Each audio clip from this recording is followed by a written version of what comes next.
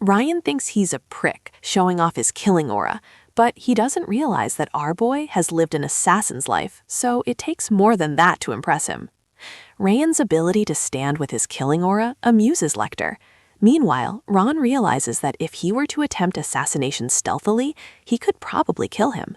But with his current strength, the chances of winning a frontal fight are slim. Despite this, our boy refuses to back down. He draws his blade and tells his opponent to do the same. Lecter smiles and reminds Ryan that if he confronts him, he'll die. Ryan agrees, saying that's the obvious law of the world. The weak die. Lecter finds this amusing, and he wonders what kind of child would say such strange things. Suddenly, Ryan's determined spirit changes Lecter's mind, and he feels that killing him here would be a pity. When Ryan replies that a warrior doesn't choose the time or place of his death, Lecter is even more amazed. He wonders if this child has been reading books about the courts and doubts whether he really is a child at all. Lecter also explains that he decided to retreat today, not only because of his words, but also because a fierce wind has been watching them for a while. What does he mean by fierce wind? Ryan doesn't understand, but Lecter suddenly jumps back and asks Ryan his name. Ryan confidently states his name. Lecter says that he eagerly awaits the day when his name will resonate between Mount Turkin and the River Revel. With that, he suddenly disappears from sight. Our boy then decides they should take the kids and leave immediately, and Ronan nods in agreement. Before leaving, Ronan suddenly asks her if she did well. This question surprises Ra, and he happily replies that she was the best. Ronan smiles after a long time. They return to camp with the head of the Snow Tiger bandit leader. Warren and Marta are upset that they were left behind again and missed the action, but Liamer tries to convince them that it was a team effort. To lighten the mood, Liamer begins to tell the story of his first mission. Hearing this, the always arrogant Wrath jumps in and explains that in his first battle, he froze an entire palace, which was far greater than Liamer's accomplishment.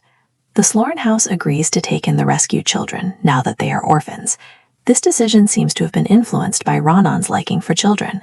After returning home, Ronan and Ronan are summoned to Lord Glan. Lord Glan gives them a bronze medallion for their role in the mission. He also praises them both, surprising Ryan. He even allows Ryan to keep the two-tone flower he got from the battle. After this, everything seems to go smoothly. The only strange thing happens when Ryan arrives home and sees Dorian leaving the annex. When asked, Dorian explains that Lady Sylvia called him after the mission to give a summary of it. This does not sit well with Ryan, as he does not want his mother to know that he killed several people that day. Meanwhile, he discovers that Dorian, always imperceptive, has told him everything, big or small. When Ryan goes inside, he finds Helen and her frightened mother. He stammers before he can say anything, defending himself, convinced that if his mother finds out he went alone to kill the bandits, it won't be the end of the matter. But before he can explain, Sylvia offers him a hug and reassures him that he did a great job. His reaction surprises him. Sylvia understands from his facial expression that he was expecting a scolding. She tells him that the Sea Guard founder took up his sword to protect the weak, and since then the Sea Guards have been protecting the weak. She explains that her own goal was to become a swordsman with the same thinking as the original Sea Guards. That's why she would never scold him for risking his life to save the hostages. It's even more shocking for Ryan when both women express how proud they are of him after hearing the story. Helen even says she'll brag about it in the main house. Ryan still doesn't understand all this and brushes it off as the complexity of human emotions. Nevertheless, he resolves to teach Dorian a lesson for his big mouth. Meanwhile, at Runan's house, she's playing with the doll Ryan gave her on the battlefield, and the memory makes her smile.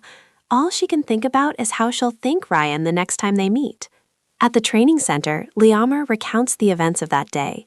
It's revealed that he was hiding behind a rock and listening in on everything during Ryan's confrontation with Lecter. This memory brings a smile to his face, as it's been a long time since he's had that same feeling about his master. He feels the seed of a new king has now sprouted. Sometime later, Lord de Reyes is seen writing in a book in the main estate of House Robert. As he writes, he looks at the blood flowing from an open wound in his hand and wonders why the wound from his clash with Rain years ago hasn't healed. It's been 17 years since he killed Rain. He's consumed the finest elixirs, summoned skilled physicians and renowned priests, but no one has been able to erase the sod mark. For some reason, the wound neither heals nor worsens. It remains in the same state as when it was first inflicted, as if to remind him of that day. Darius feels that Rain's dead spirit wants to be remembered, but he doesn't want to be entangled in the past. The other news is that Darius's life wish is about to be fulfilled. Meanwhile, the system notifies Ryan that a strand of the curse of bitter frost has disappeared. His million flames technique has reached 3 stars, and the quality of chill of bitter frost has also increased. The snowflower sense he acquired with Night Vizier has also reached 3 stars. Fire resistance has also increased, and he has reached Sod Expert status even though he is at beginner level. Several other things have also increased: Aura usage speed, all skill stats, Sod Arts proficiency, and walk technique proficiency. It warms his heart to think that he has finally reached expert level in swordsmanship, even if it is just a beginner. As always, Wrath spoils his fun, saying that even swordmasters are mere bugs in front of him, and this laser sword expert is nothing. Ryan retorts that even on the continent, reaching expert level at the age of 15 is rare. But Wrath continues his foul language, saying that no matter what age, weakness is weakness. Surprisingly, Ryan completely agrees with him and is happy that at least he admits he's growing. This further enrages Rot, who declares that he will never acknowledge a mere human. Noticing a slight tremor in Rot's voice, Ryan senses something is wrong and tries to peer into his soul. This insolence further angers Rot, as he hates that a mere human would try to see through his royalty. When Rot, as usual, threatens to swallow him, Ryan jokingly says that he should first regain his strength, like in the demon world, or he might swallow him himself. Rot's past is brought up, causing Ryan to reminisce and recount how lesser demons used to come to his castle and start a fight. When Ryan understands where this story is going, he immediately excuses himself and goes to stretch. A short while later, inside the training hall, Lamar suddenly stops training for the day because he has to go out. He protests, saying they should have trained for 20 extra minutes because Lamar was 20 minutes late that day. Despite the accusations, Lamar dismisses him and says he'll get it done tomorrow. This makes Warren think of him as an irresponsible elf. When everything is wrapped up, Runchor reminds those on duty to clean the training room. A short while later, Dorian on core duty prepares to begin work. Marta's presence startles her, and she wonders if he's yelling so loudly because he has to clean with her. However, Dorian says that's not the case, and that he's honored to clean with her, but Marta doesn't believe him. She intimidates some other students out of the training hall so she can clean up in peace. It's clear that Rain is the only one she treats well. Lear returns, noticing the same thing, and explains that he's back because he forgot to tell them something very important when everyone gathers. The students learn they've received their second mission, and the entire room falls silent. Half a year has passed since their first mission, and spending so much time without a mission is too much for Rain. Word has it that orcs have appeared around Cebu Village, located in the southeast of the Sigurot territory. Their mission is to go to Cebu Village and eliminate the orcs so that the village and its residents can remain safe. Some of the trainees are excited to hear about Orc Red, as they will finally be able to test their swords in real combat. Seeing their happiness, Lamar explains that they shouldn't be so happy, because this time the instructors won't be accompanying them. They will go to Cebu Village alone and will have to work together to complete the mission. The biggest question is what to do if they find themselves in a situation beyond their capabilities. They're told that their skill set should also include understanding when to handle a situation and when it's better to abandon a difficult mission and return alive. Lemire explains that this is why a leader's decision-making skills are so crucial. They must read the situation and decide whether to engage directly, advance stealthily, or retreat to save their lives and fight another day. Dorian asks if fleeing from a battle isn't against the rules. He is told that it's allowed depending on the circumstances. For example, if they encounter one of the 5 demon lords, that would be a dire condition. All Dorian can take away from this is that he won't be punished for deserting the mission. When they're told they'll be leaving at dawn 2 days from now, it comes as a huge shock to everyone. The students find this rushed as the day is almost over, and they technically only have 1 day to prepare, but they're told there's nothing they can do about it because monster raids are considered more urgent than other raids. They're also told that if they're not properly prepared, they could harm the village. This angers Warren, who feels that if Lamar had told them earlier, they could have prepared better. Ryan quickly calms everyone down, reminding them that the instructors have always said they should be prepared at all times because they never know when they'll receive a mission. So he urges them to start preparing immediately, as arguing is only wasting time. His words touch many of the trainees, and they decide it's better to move forward than worry unnecessarily. Lemire is delighted to see Reyna's leadership. The children are also told that the orcs are much fiercer and stronger than they expected, and that they are incomparable to any opponent they fought before because of their sheer size. They move in hordes. Therefore, the trainees will have to fight multiple opponents simultaneously. Lear advises that fighting them head-on isn't the best approach. Instead, focusing on dodging would be more beneficial, especially since they've learned the Gawak technique. 2 days later, at the training center, they leave for the mission at dawn.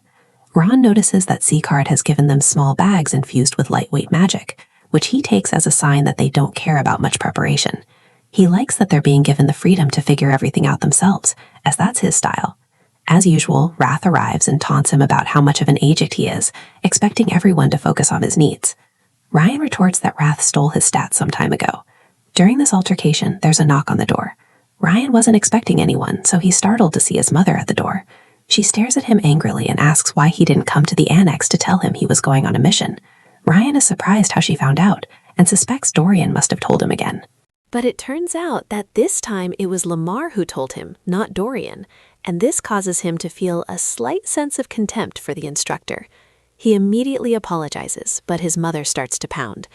After a while, she lets up her sternness and, taking his hand, explains that being a leader of fellow trainees isn't just a superficial title, but a position that requires guiding everyone in the right direction.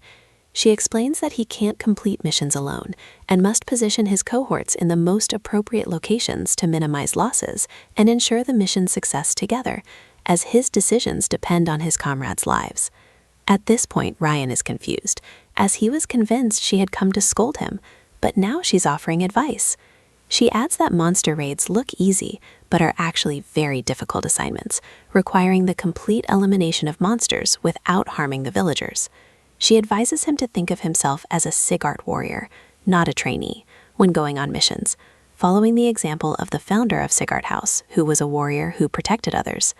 When she finishes, Ryan admits that he expected her to be angry. She admits she's angry, but more worried than angry. To his surprise, she hugs him and says it's not the right time to scold him, but she'll give him a good cuff when he returns. She explains that she's happy to see him so bright since he started training, even though she's always worried about him. All these emotions still feel a little strange to Ryan, but eventually he gives in and hugs her. Before the trainees depart, they are told that anything can happen outside the estate. Therefore, they must be vigilant and cautious. They are also told not to doubt themselves, and that if the situation becomes too dire, it's best to retreat. They are told that the journey usually takes a month, but they will take a route that will allow them to arrive in 2 weeks. Lyre wishes them luck, and Ryan divides the trainees into predetermined formations. Lyre is also confident that the children can do it, not only because of Ryan's exceptional aura and martial battle sense, but also because of his adaptability and ability to adapt to the situation, which will make the mission less difficult for them. As Ryan instructs the kids and sends Dorian to check on provisions and the team's health, Lamar enjoys the thought that Ryan is just a 15-year-old boy because he never lets expectations of him down. Contrary to Lamar's advice, an instructor reminds him that they should follow the kids so they don't lose contact with them due to the distance. It seems Lamar said this intentionally so that the children would not expect backup. Meanwhile, Lamar tells the instructors to relax a bit, as one of the trainees has exceptional senses. He even says this and goes for a nap. The instructors begin whispering amongst themselves, worried about whether it's right to send the children on such a mission without close supervision. Seeing their uneasiness, Lamar tells them they should worry about the organs instead of the children. Sometime later, in a very scary cave, the leader of a dangerous-looking group confirms the location of a village with his subordinate. Once he's sure it's the correct village, he gives the order to immediately head for Cebu village, giving permission to kill anyone who gets in the way. A few days later, the children reach the forest near Cebu village. Upon arrival, the trainees encounter Kay Sagard, the top trainee at the 6th training ground and a member of the main family. Everyone is shocked to see him and wonders what the 6th training ground is doing there, but Ken asks them the same question. It turns out Ken was injured earlier and hadn't been able to recover from Inferi for some time. That's why he joined the 6th training ground late, but now he's fully recovered and appears to have become an expert sword user. Finally, the leader of the 6th training ground reveals that they're also going to Cebu village to destroy the orcs and asks what the 5th training ground is doing in the forest. Ron explains that they're on the same mission. Ken is surprised to hear this and wonders if both teams have the same mission, as his unit wasn't informed about the other team before leaving. In fact, the night before departure, some of the training ground instructors were gathered in a tavern on the outskirts to discuss. Someone praised Lammer for the remarkable performance his students had performed in defeating the bandits at such a young age. Law boasted that his students were amazing and should be sent straight to the orc subjugation mission assigned by Lorne Manor, as they would quickly complete it and earn him praise from the head of house. Then, Mattoon, the chief instructor of the 6th Training Ground, suggested that the mission should be assigned to the 6th Training Ground, as monster subjugation requires teamwork more than individual strength, while the 5th Training Ground relies more on individual strength. Mattoon claims that his students' skills have become more balanced and robust after a program called Hell Week. Therefore, he will send the 6th Training Ground on the mission. In response, Lar teases him, saying that perhaps he's become restless because all the attention has been on his students lately. He suggests sending both training grounds on the same mission. Mattoon finds this strange, but Lar explains that the village can't handle the orcs alone. Therefore, it would be better to send both teams so that the monsters can be killed quickly. If both training grounds are sent, they can compete to see who completes the mission the fastest. Mattoon likes this idea and obtains permission from Lord Manor, who originally sent the mission. Both instructors eagerly await the mission's results. Back in the forest, Warren arrogantly tells Ken that there may have been a mix-up in the missions and that the 6th Training Ground should return, as the 5th Training Ground doesn't need their help. Hearing this, Ken feels deeply insulted and feels that Warren's words clearly demonstrate the 5th Training Ground's inferiority complex. Ken insists that cooperation is paramount in such missions, and that the 6th Training Ground is better suited for this, especially since the 5th Training Ground lacks kingwork experience. In response, Warren acknowledges the 6th Training Ground's strengths, but says they have no right to belittle the 5th Training Ground's capabilities. Ryan silently observes their debate and understands that the chief instructors already knew the two missions would clash. Still, sending both teams without prior notice seems strange. However, it's also clear that Lair places great importance on practical experience and training, and this mission is perfect for giving them real-life experience. Monster subjugation requires teamwork and strategy, which the 5th Training Ground currently lacks. So Ryan understands that Lamar has deliberately sent the 5th and 6th Training Grounds teams together on the same mission to understand their weaknesses, especially since the 5th Training Ground is becoming increasingly popular at home. At this moment, Ryan realizes just how cunning their instructor is. His mother's words about becoming a swordsman who protects others echo in his mind. With this thought in mind, he calms the two boys down, saying there's no point in wasting precious time arguing, as neither team is going to abandon the mission. He suggests that they have a common middle ground, fighting each other for the mission. Warren protests that this would be a waste of energy before the mission, especially when they don't know what lies ahead. But since the 6th Training Ground is unwilling to retreat, and neither is the 5th, Ryan offers another solution. He says the orcs will be too numerous. Therefore, both teams can undertake the mission together. The winner of the duel will lead the subjugation mission, and the loser will assist. They will break the orcs' chain of command by killing their chief, and then proceed with the mission. If the leading ground fails, the assisting ground will have the opportunity to complete the mission. Kane finds this plan sensible and agrees. After this, both teams prepare to fight with full force to determine who will be the leader. After a while, everyone changes into their fighting gear. The winning conditions are kept simple: either incapacitate all members of the opposing team or capture their flag. When Ryan tries to discuss strategy, Vanguard leader Marta doesn't listen because she's confident the opponents are weaklings. She tells them to sit back and watch, claiming she can defeat them alone.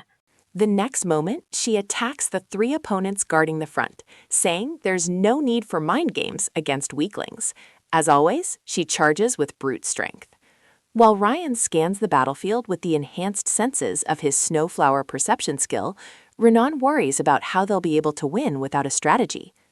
Ryan explains that even if he devises a strategy, no one will listen because everyone is overly confident in their own strength. When Renan asks if they can win, Ryan clearly states that Marta, Warren, and the children who rushed into the first attack will surely lose, and that it will be a one-sided battle. His words prove true. Marta struggles to break through her opponent's defenses, even though they are standing in a simple pyramid formation. As the battle intensifies, the vanguard leader of the other team reminds her that she is not the main character of this world and should not be taken lightly. It comes as a huge blow to Marta when the 5th Training Ground fighters are forced to retreat to their side of the mountain. When the vanguards return, Ryan clearly shows them that the situation is much more difficult than they imagined. He accuses them of self-delusion and believing that the world had stopped changing during their training. He explains that even after losing to the Oven Kingdom, they still believed they would win. He makes it clear that this is the result of fighting without strategy and teamwork. They needlessly wasted their aura and stamina by underestimating their opponents, even though their opponents train every day. Everyone listens silently to the scolding. Ryan declares that they still have a chance to win the competition. When Marta finally agrees to listen, Ryan sees the fire in her eyes and is impressed. He begins to show them the path to victory. Meanwhile, the Vanguard trainees at the 6th Training Ground are surprised that the 5th Training Ground isn't as special as they had imagined, but their leader warns them not to let their guard down, as the same team recently eliminated the Snow Tiger Group, which was affiliated with the Great South-North Union. Meanwhile, Marta reappears, and the Vanguard leader is determined to finish her off once and for all. Marta, as always, cocky, warns her that talking too much will hurt and charges straight at them. The Vanguard leader of the other team immediately orders his team to concentrate their aura on the front, but he is shocked when Marta attacks from the flanks instead of the front, where the defense is weaker. Meanwhile, Warren attacks another unit, and the other children recognize that he is using the same posture. They resort to their previous defense strategy, but this time Warren corners them and knocks them to the ground. The leaders of both Vanguard units at the 6th Training Ground are shocked by this sudden change in fighting style, as it is completely different from the one they used before. In the area where Marta is attacking, she gradually begins to gain the upper hand and realizes that Ryan was right. Just moments earlier, Ryan had asked them if they knew why they lost, even though they were overall more powerful and had more skilled personnel. But they soon realize they have no strategy. The 6th Training Ground analyzed each trainee's combat potential before the match, and that's why they lost even to a weaker opponent. Dren begins to fear they'll lose again, but Marta rebukes him, telling him not to talk about defeat so easily. The reality is that some of them have already lost, and those who remain have lost significant stamina and aura, putting them at a disadvantage. Then Ryan reveals his strategy. Chin Jeggard's vision and senses are highly developed, and because of this, he understood the direction Maria and Warren were heading.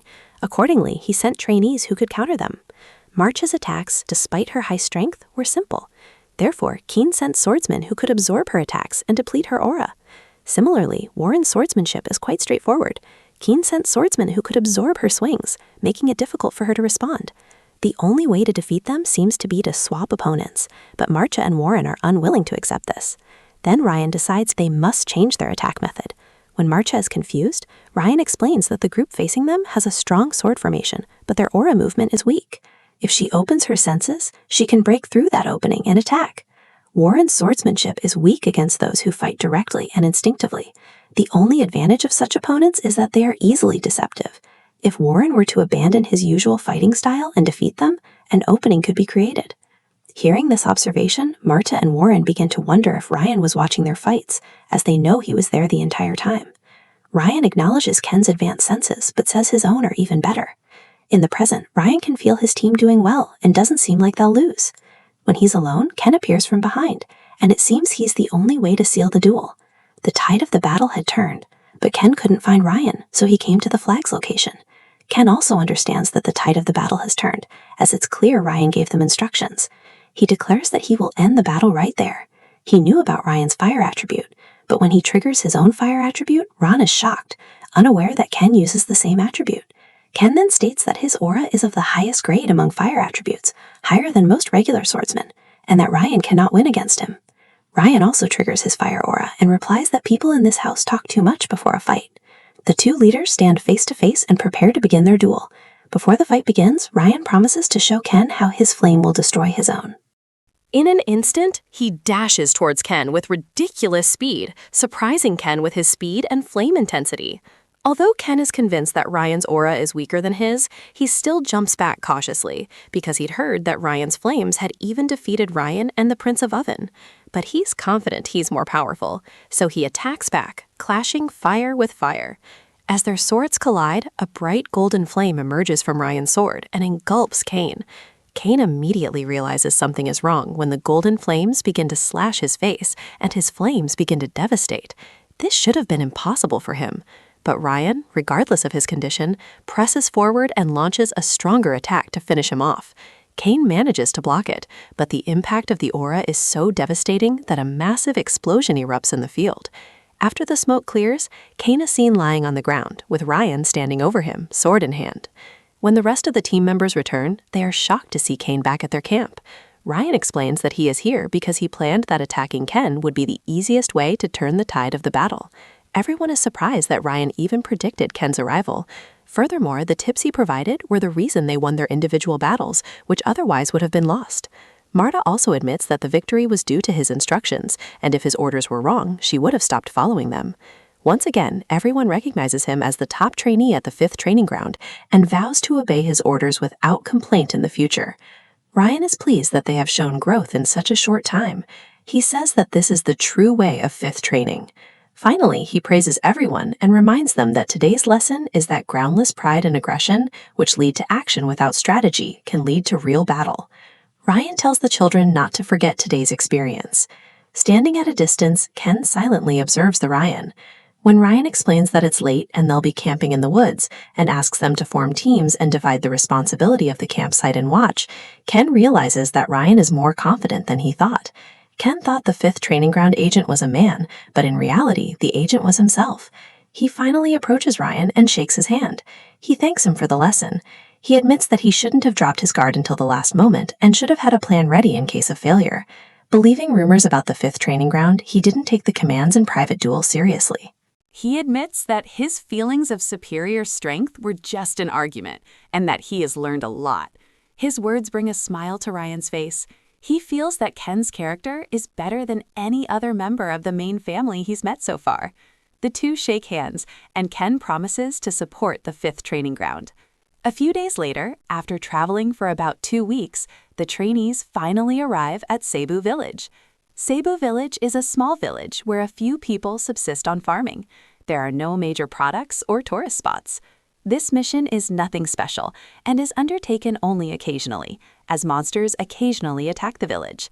But for some reason, Ryan has been feeling an eerie gaze from behind him for quite some time.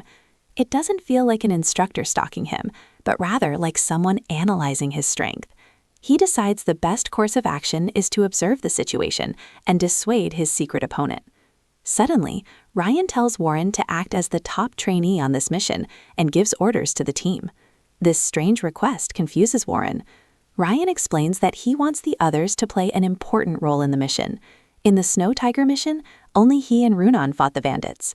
Leveraging Warren's pride, he reminds him of the first day when he said he would stand ahead of him and asks him to prove his word. Warren agrees and says he'll show how much he's improved since last time. Shortly after, everyone is announced that Warren is now the new leader. Marta doesn't look too eager.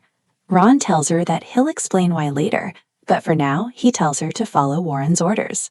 Strangely, Marta says she doesn't need to make a separate request because she's already promised to follow him as long as she gets results. When Ryan is alone, he confirms that Wrath is also sensing people secretly watching them. As usual, Wrath taunts him, saying that if he hadn't noticed them even after consuming the trot, he would have asked him to do the seppuku. Ryan asks him for the number and location of the intruders. Wrath refuses to reveal the location. However, from his words, Ryan understands that there's only one person there. Wrath is shocked at how he was able to detect it and doesn't realize he accidentally used the pronoun his. When Raj realizes he's been tricked, he starts cursing and ranting. Even for Ryan, there's no guarantee that there's only one person there, as the one observing them could be accompanied by others. That eerie feeling keeps him from resting. For some reason, he feels this mission won't be easy.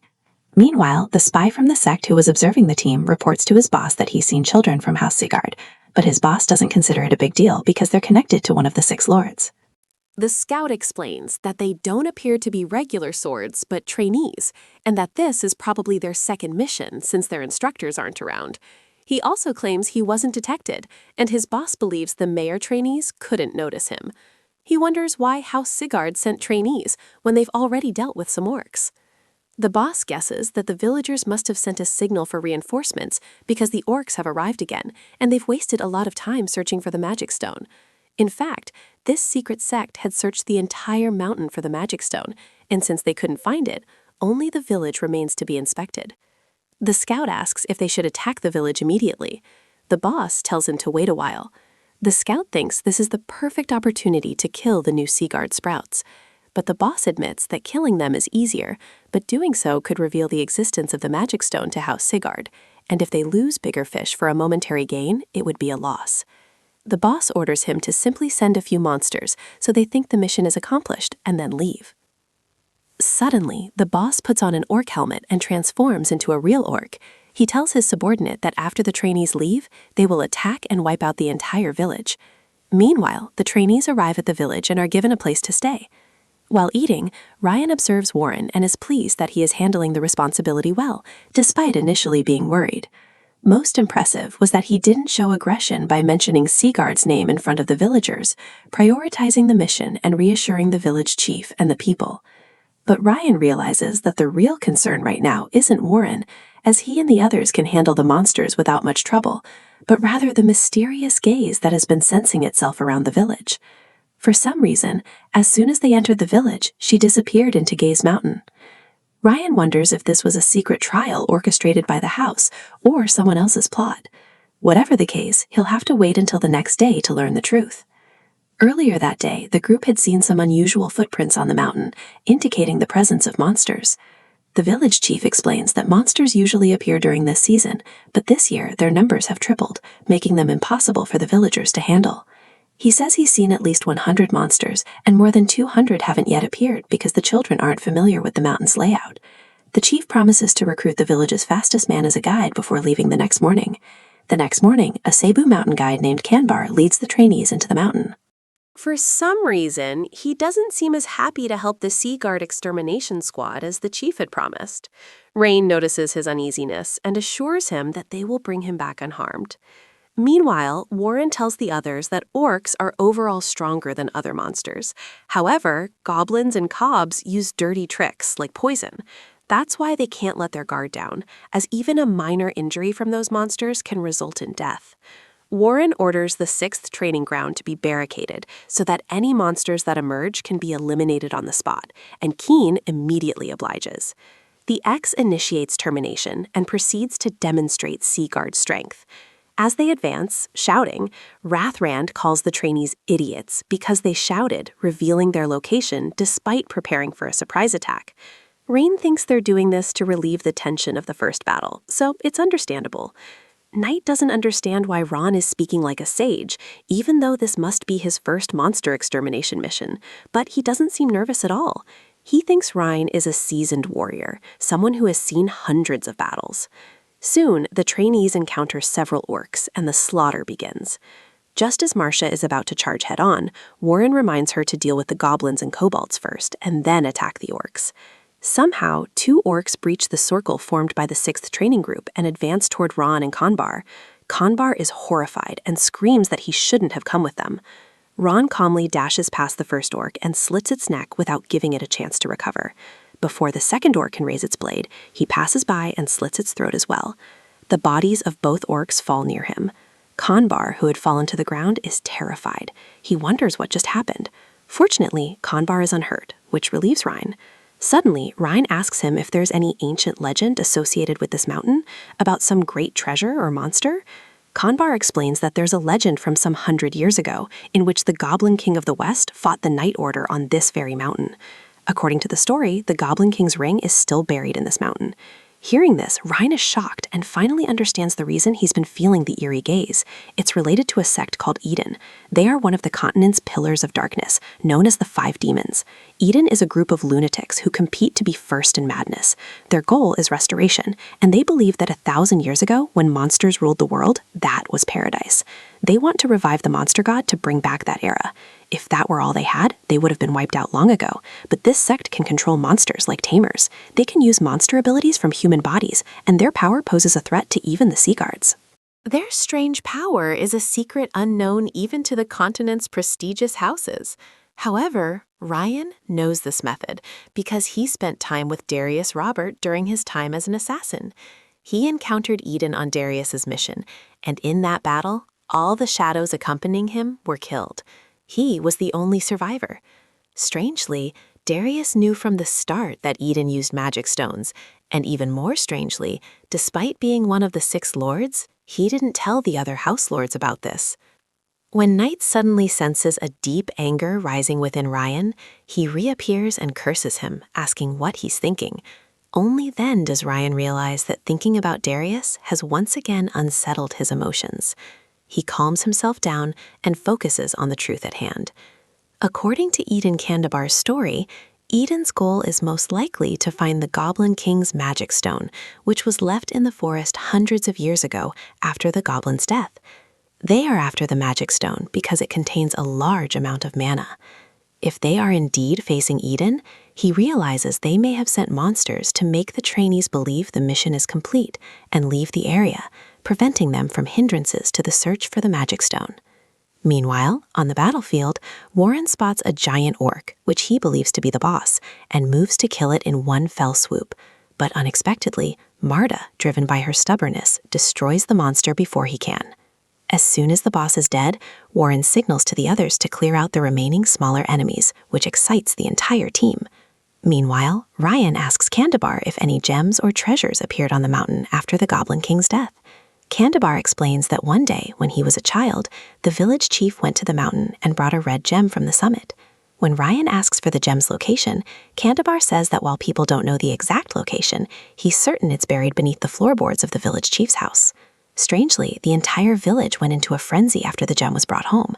Hearing this, Ryan becomes terrified, as the situation seems more serious than he imagined. If Eden can't find the magic stone in the mountain, Cebu village will be completely destroyed. On the battlefield, the trainees clear out all the orcs and complete the extermination assignment. After the task is completed, the chief thanks them and says their skills are truly worthy of the name Seagard. Meanwhile, Ryan watches silently.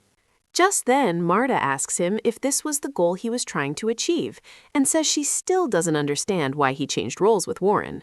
Ryan replies that he's not sure yet, but will tell them when the time is right. Despite this, she promises to obey his orders until the end of the mission. A little while later, Rhiannon finds him alone. She thinks Ryan is worried about something because he doesn't seem to be in a good mood. Ryan tries to cover it up and says they should go to the village chief's banquet. But his mind is constantly focused on the fact that Eden won't take any action until they leave the village, and that the monsters will be sent as soon as they do. The next day, the trainees leave outside Cebu village. Warren recounts the fittings that happened during the mission so far. They eliminated all the monsters in Cebu Mountain without any fatalities, with only a few minor injuries. In his opinion, their first mission was a complete success. Perhaps this is why Ryan isn't asking for his commander position back. There were no shortcomings in his commands. Warren still doesn't know what Ryan wanted to confirm, but he's happy that he now believes his command is as good as Ryan's.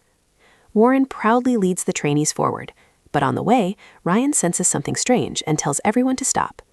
The trainees begin murmuring that it's too early to camp, and they don't understand what's happening. Then Ryan announces that the real mission begins. This surprises both Warren and Keen, as they had already eliminated the orcs and cleared the aftermath. Ryan explains that their mission was to exterminate the monsters and protect the village. The first part is complete, but someone was observing them for some time. That presence disappeared an hour ago. It could have been explained as an instructor.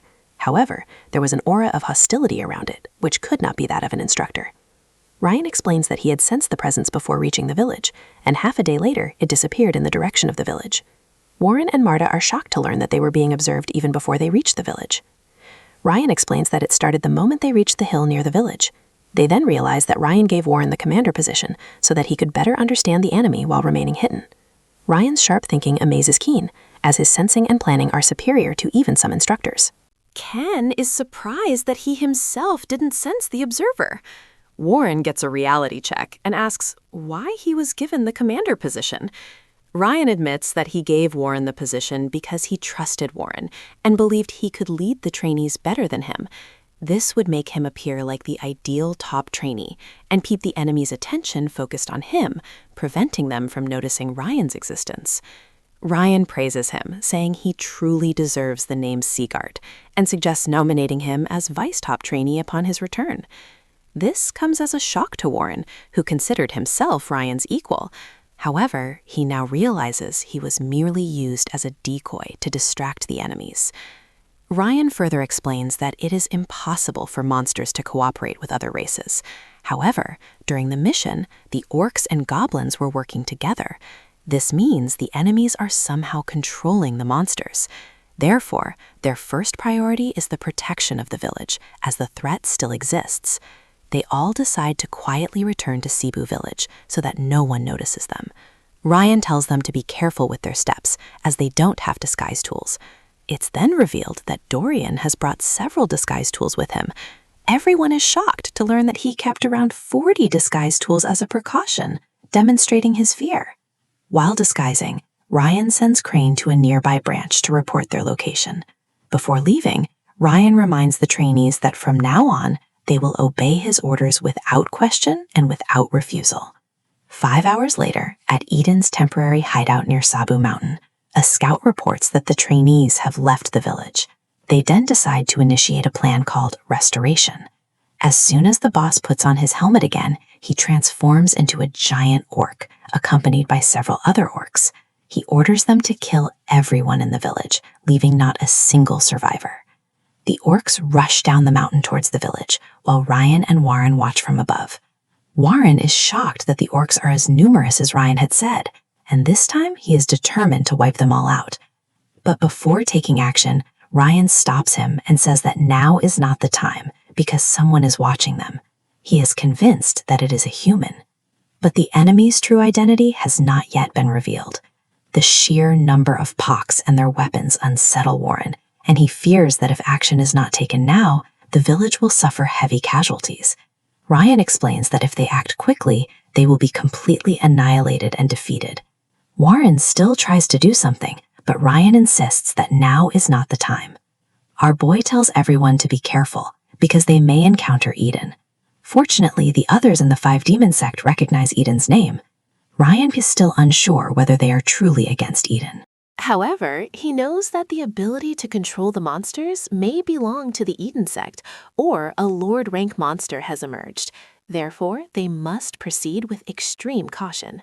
Meanwhile, Warren acknowledges Eden's strength and the wisdom of Ryan's orders, but he cannot accept that they must let half the villagers die without taking action. He challenges Ryan's plan, which was to remain hidden. He says that he once considered Ryan more worthy of the secret name than himself, but he cannot accept that they simply sit idle. For him, taking up the sword for the villagers is the path of Sigurd, the true swordsman. With that, he leaps down the mountain toward the village, telling the others to follow him only if they consider themselves true swordsmen of Sigurd. Ryan stubbornly watches him go, and then Renan leaps in after him. The other trainees believe Warren is right because